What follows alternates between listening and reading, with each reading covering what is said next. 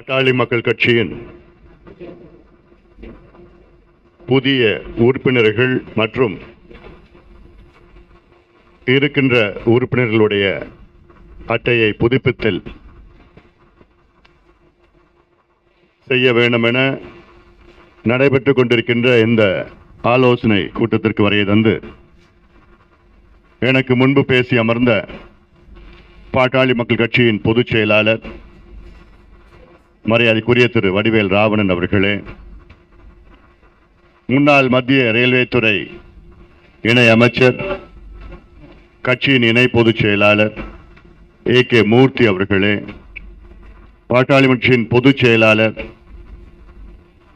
பாட்டாளி கட்சியின் பொருளாளர் அருமை சகோதரி திலகபாமா அவர்களே, தேர்தல் பணிக்குழு தலைவர் பேராசிரியர் செல்வகுமார் அவர்கள், வன்னிய சங்கத்தின் மாநில செயலாளர் திரு வைத்தி அவர்கள், திரு ஜெயராமன் அவர்கள், திரு தயாளன் அவர்கள், மேடையில் இருக்கின்ற அனைத்து நிலை மாவட்ட செயலாளர்கள், மாவட்ட தலைவர்கள், குறிப்பாக தென் மாவட்டங்கள் மேற்கு பகுதியில் சார்ந்த அனைத்து நிலை மாவட்ட பொறுப்பாளர்கள், மாநில பொறுப்பாளர்கள், நிர்வாகிகள், இங்கே வருகை தந்திருக்கின்ற நிர்வாகிகள், தென் மாவட்டம் மற்றும் மேற்கு பகுதியை சார்ந்த அனைத்து நிலை நிர்வாகிகள், ஊடக நண்பர்கள், என் உயிரினும் மேலான அன்பு பாட்டாளி சொந்தங்களே, உங்கள் அனைவருக்கும் இந்த அன்புமணி ராமதாஸின் பணிவான வணக்கங்கள். உங்களை இன்று சந்திப்பதில் மிக்க மகிழ்ச்சி. இந்த சந்திப்பின் நோக்கம் மிக முக்கியமான ஒரு நோக்கம். நம் கட்சியை அடுத்த கட்டத்துக்கு நாம் எடுத்துச் செல்ல வேண்டும். கடந்த 2 நாட்களாக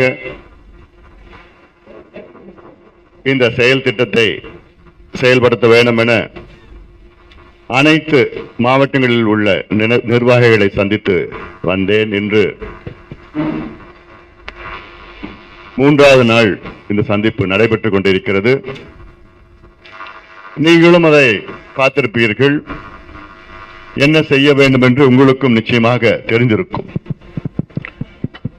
இது சம்பந்தமாக நம்முடைய தேர்தல் பணிக்குழு தலைவர் பேராசிரியர் செல்வகுமார் அவர்கள்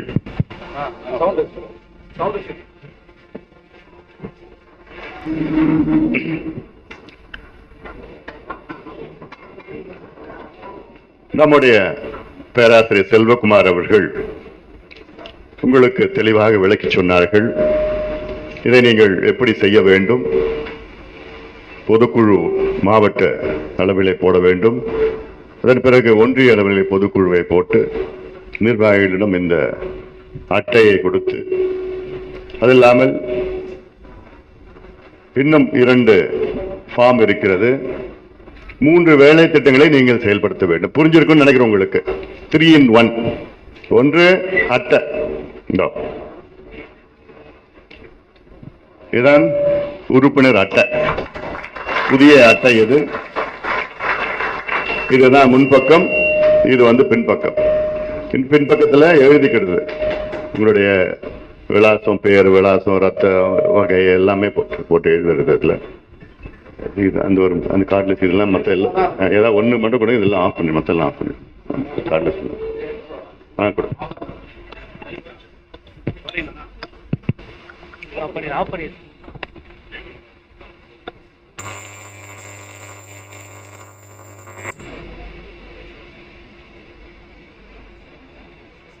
ஹலோ, எல்லாம் ஆஃப் பண்ண, எல்லாத்தையும் ஆஃப் பண்ணிட்டு எல்லாம் உள்ள போயிட்டு.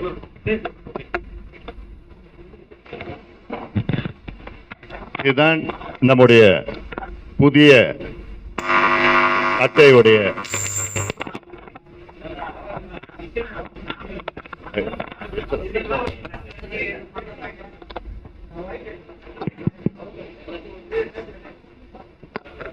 ஹலோ, இதுக்கு மேல எதுவும் இருக்கா? வேற என்ன மைக் இருக்குதா? சரி. இந்த அட்டை எனக்கு வழங்கியது என்னுடைய வீடு டி நகர்ல இருக்கு. நான் இப்ப இந்த அக்கறையில் இருக்கிறது வடை வீட்டில் தான் இருக்கிறேன். டி நகர்ல என்னோட சொந்த வீடு இருக்கு. அந்த டி நகர் பகுதியில் உள்ள வட்ட செயலாளர் மோகன் ராம் எனக்கு இந்த அட்டையை வழங்கியிருக்கின்றார். சவுண்டு ஏன்னா அவர் பகுதியில் தான் நான் இருக்கிறேன். அவர் தான் எனக்கு கொடுக்கணும். எவ்வளோ பதவி இருந்தாலும் சரி, அங்கே ஒன்றிய கிளை செயலாளரோ இல்லை வட்ட செயலாளரோ அங்கே இருக்கிற பகுதி செயலாளரோ அவர் தான் வந்து இந்த அட்டையை உங்களுக்கும் கொடுக்கணும். உங்கள் வீடு எங்கே இருக்குதோ அவங்க கிட்ட தான் நீங்கள் வாங்கிட்டு ஒரு பதிவு போட்டுருங்க, ஃபோட்டோ வாங்கி உங்கள் பதிவில் போட்டு விட்டுடுங்க. நானும் அட்டை வாங்கிட்டேன், புதிய அட்டை வாங்கிட்டேன்னு சொல்லிட்டு போடுங்க. அதில் அந்த வகையில் இந்த அட்டை கொடுக்கறது. இந்த அட்டையில் இன்னொன்று பார்ப்பீங்க நீங்கள், இது வந்து QR கோடு. இது இங்கே இருக்கிறது. இதில் வந்து உங்கள் ஃபோன் வச்சு நீங்கள் பார்த்து ஸ்கேன் பண்ணிங்கன்னா அதில் வந்து பாட்டாளி மக்கள் கட்சியுடைய அக்கௌண்ட்டுக்கு நேரடியாக வரும். எவ்வளோன்னா 5 ரூபாய் ஒரு புதிய உறுப்பினர்களுக்கு. ஏன்னா புதிய உறுப்பினர்கள் வந்து நானும் காசு கொடுத்துருக்கிறேன், அந்த மனசில் வந்து அந்த தைரியம் அந்த வரணும். அது ஆதங்கம் இருக்கும். நான் கொடுத்துருக்குறேன். ஏன்னா சரி, இப்போ இதுக்கு முன்பு கொடுத்தது எங்ககிட்ட வருமா இல்லையான்னு அவங்களுக்கும் தெரியாது. இப்போ வந்து உறுதியா தெரிஞ்சிடும். அது இல்லாம நேரடியா வந்து நான் கட்சிக்கு நேரடியா கொடுத்துருக்கிறேன்னு அந்த சந்தோஷமும் இருக்கும், அவனுக்கு இருக்கும். அதனால இதை அவங்கள பத்தி சொல்ல நான், இது வந்து நீங்க எல்லாம் நிறைய எவ்வளவுனா போடலாம். நீங்க அவங்க கிட்ட 5 ரூபாய் மட்டும் வாங்குங்க. நீங்க எவ்வளவுனா போடலாம். 1000 ரூபாய் போடலாம், 10,000, 1 லட்சம், 5 லட்சம், 10 லட்சம், எவ்வளவுனா போடலாம். ரவி என்ன கென்னடி நிறைய போடலாம்.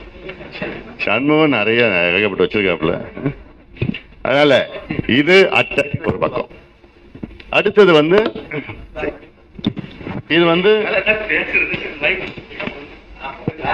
உறுப்பினர் சேர்க்கின்ற படிவம். இதுல வந்து 25 பேர் முன்னாடி இந்த பக்கம் இந்த பக்கம் அந்த அட்டை கொடுக்கறப்போ 25 பேர் நீங்க ஒரு படிவத்தில் சேர்க்கலாம். நீங்க இதுல வந்து புதுப்பித்தல். இப்ப ஏற்கனவே கிளை இருக்குது, அந்த கிளையில போய் புதுப்பிக்கிறது. புதிய கிளை தலைவர், செயலாளர், பொருளாளர், துணைத் தலைவர், இளைஞர் சங்கமான சங்கமாளி சங்கம் எல்லாமே இதுல 25 பேர்.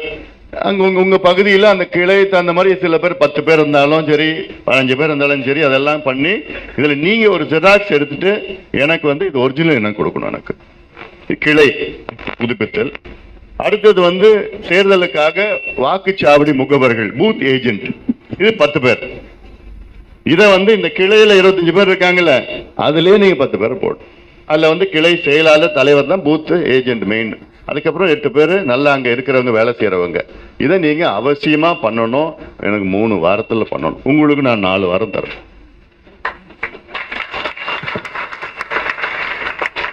முடியுமா? முடியாதது எதுவும் கிடையாது. அது உங்களால முடியாது எதுவும் கிடையாது.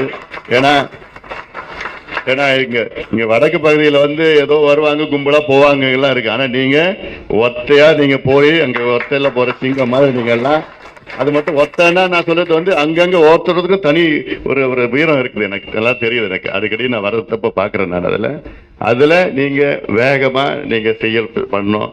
எனக்கு எல்லா உறுப்பினர்களும் உண்மையான உறுப்பினர்கள் வேணும். எனக்கு எவ்வளவு குறைவா இருந்தாலும் பரவாயில்ல, எனக்கு உண்மையா வேணும். எனக்கு நான் வந்து 1 லட்சம் பண்ணிட்டேன்னா எனக்கு எல்லாம் வேண்டாம். 30,000 உண்மையான உறுப்பினர்கள் எனக்கு போதும். எனக்கு இல்ல அதுல 50,000 நான் பண்ணிட்டேன்னா இல்ல, 10,000 உண்மையான உறுப்பினர்கள் எனக்கு போதும்.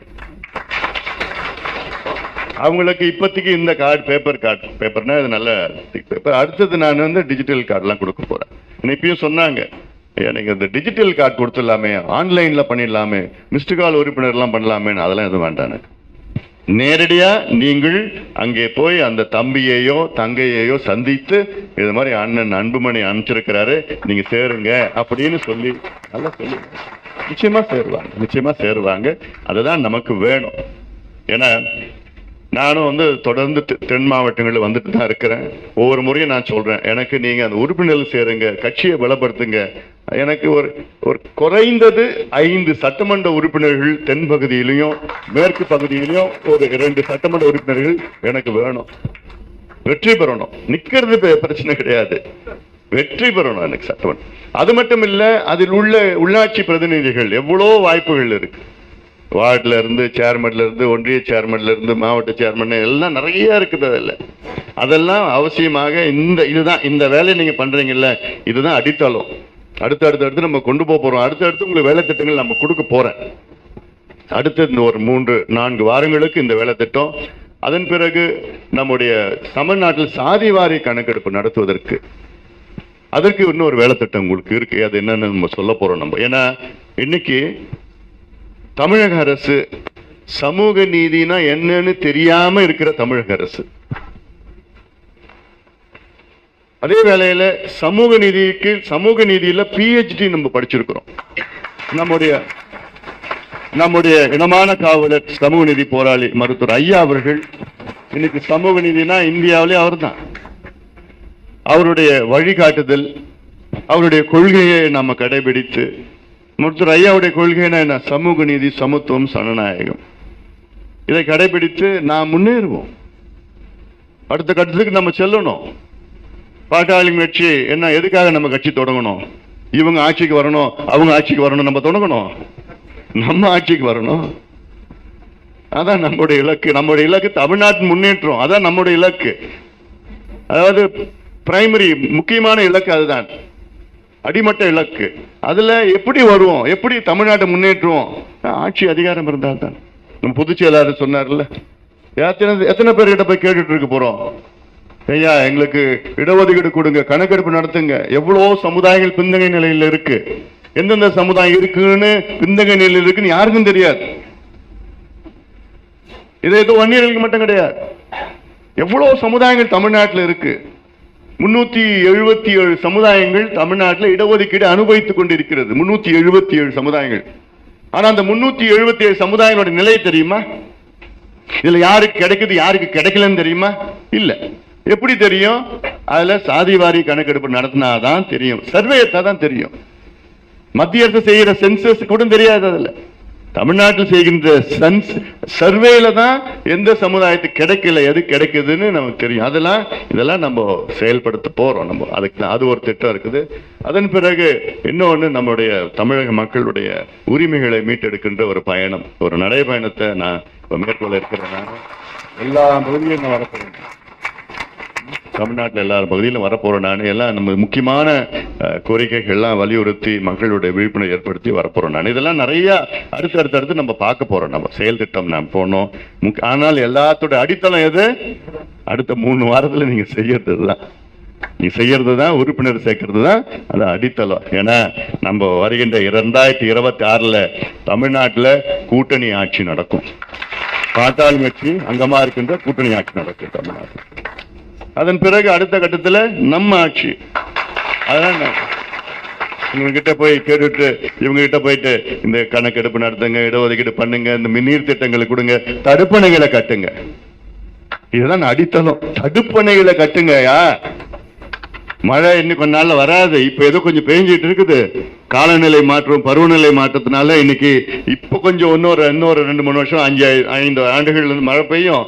அதன் பிறகு மிகப்பெரிய வறட்சி தான் வரப்போகுது. ஆத்துல போற தண்ணியை தடுத்து நிறுத்துங்கன்னு சொன்னா அது கேட்க மாட்டாங்க. ஏன்? மணல் கொள்ளையை அடிக்க முடியாது. இப்படி எல்லாம் ஆட்சி நடத்துறாங்க. மணல் எடுக்க முடியாதான், அதனால தடுப்பணை கட்ட மாட்டோமா? அப்போ ஒன்னொன்னும் இவங்க கிட்ட கேட்டு அதுல நம்ம அந்த இடத்துல இருந்துட்டோம்னு வச்சுக்க. எனக்கு மட்டும் அதிகாரம் இருந்ததுன்னா தமிழ்நாட்டில் தாமிரபரணியில ஒவ்வொரு 10 கிலோமீட்டர் தடுப்பண்ண, வைகை ஆத்துல ஒவ்வொரு 10 கிலோமீட்டர் தடுப்பண்ண, காவேரியிலையும் பாலாத்திலையும் தென்பண்ணையிலையும் பெரிய பெரிய ஆத்துல ஒவ்வொரு 10 கிலோமீட்டர் தடுப்பண்ண. அதன் பிறகு 10 ஆண்டுகளுக்கு பிறகு 5 கிலோமீட்டர் தடுப்பண்ண. இதை செய்தால்தான் நிச்சயமாக இந்த நீர் மேலாண்மைக்கு ஓரளவுக்கு ஒரு விடிவு வரும். இன்னும் எவ்வளவு திட்டங்கள் இருக்கு, நமக்கு தெரியுது, செயல்படுத்த முடியல. அவங்களுக்கு தெரியல, செயல்படுத்த இடத்துல இருக்கிறாங்க. இந்த இடத்த மாத்தி வரணும், மாறணும், இந்த இடம் மாறணும். அதனால இதற்கு நீங்கள் எல்லாம் வேலை செய்யுங்கள், பணியாற்றுங்கள், வேகமாக நீங்கள் பணியாற்ற வேண்டும். தொடர்ந்து நான் வரப்போறேன். நான் மருத்துவர் ஐயா அவர்கள் தொடர்ந்து தென் மாவட்டத்தில் பிரச்சனைனா அங்க முதல்ல அங்க ஓடி வருவார், முதல்ல வருவாரு. அதே போன்ற நானும் நிச்சயமா அங்க பிரச்சனை ஏதாவது, அந்த காலம் வேற இப்ப வேற. அந்த காலம்லாம் இவர் நம்மளுடைய பொதுச் செயலாளருக்கு தெரியும். அப்பப்போ அப்படி எவ்வளோ மோசமா அப்படி இப்படி இருக்கும். அதெல்லாம் இப்போ வேற மாதிரி நம்ம அணுகிறோம். இப்போ கூட அந்த அரிட்டாப்பட்டிக்கு வந்தோம், டங்ஸ்டன் போட்டு வந்து அவங்களுக்கு உறுதி கொடுத்து திட்டம் கொடுத்து என்ன செய்யணும்னு சொல்லி ஒரு விழிப்புணர்வு ஏற்படுத்தணும். அதை வலியுறுத்தி தான் எல்லாமே அடுத்த கட்டத்திலாம் வந்தாங்க. எல்லாம் ஒன்று நம்ம செய்ய போகிறோம். தாமிரபரணியை காப்போம் சொல்லிட்டு 2 நாள் பயணம் மேற்கொண்டோம். வைகை ஆற்றை காப்போம் சொல்லிட்டு காவிரி ஆற்றை காப்போம் 3 நாள் நடைபயணம் வந்தோம். இதெல்லாம் நிறைய பண்ணிட்டு இருக்கிறோம். இன்னும் நம்ம நிறைய செய்ய வேண்டும். இப்போ இருக்கிற சின்ன சின்ன கொஞ்சம் குழப்பங்கள்லாம் இருக்கு, இதெல்லாம் கொஞ்சம் நாள்ல சரியாயிடும். அதனால அதெல்லாம் நீங்க மனசுல ஏத்திக்க வேண்டாம். நம்ம மாட்ட வேகமா நம்ம முன்னேறுவோம். அதனால இப்ப கூட சொன்னார், யார் பேசுறப்ப சொன்னார், சிவான்னு நினைக்கிறேன். சிவா சொன்னார் நிரந்தர தலைவர்னு சொன்னார்.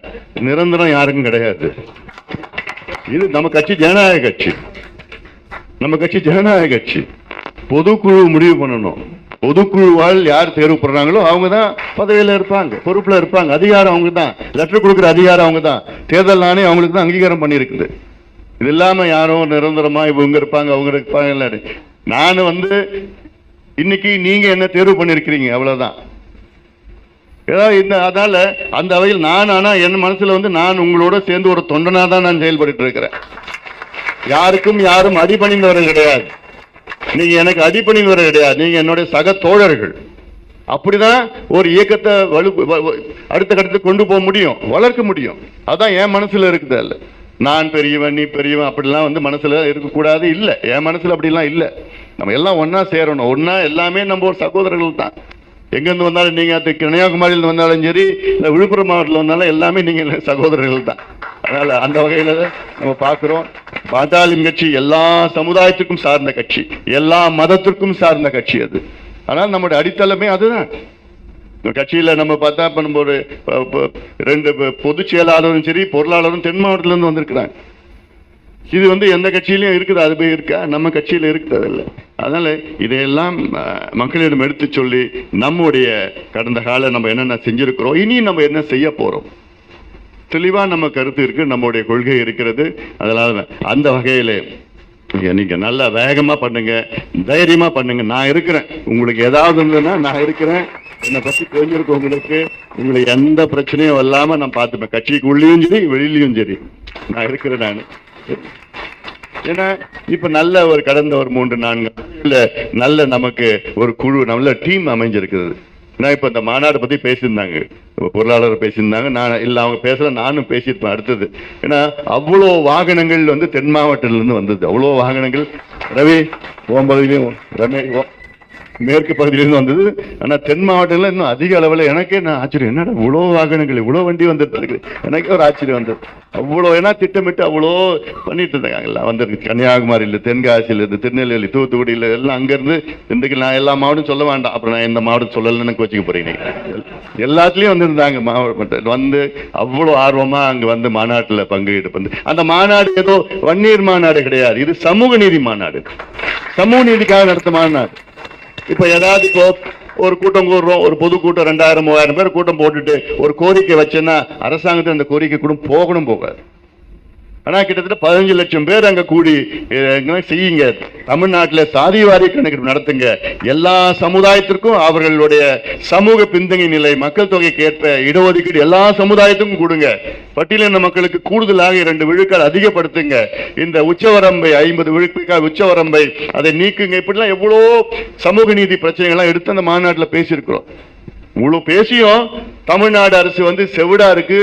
அதாவது காது கேட்கல, அவனுக்கு கண்ணு பார்வை தெரியல, அந்த அளவுக்கு இருக்கு தமிழக அரசும்.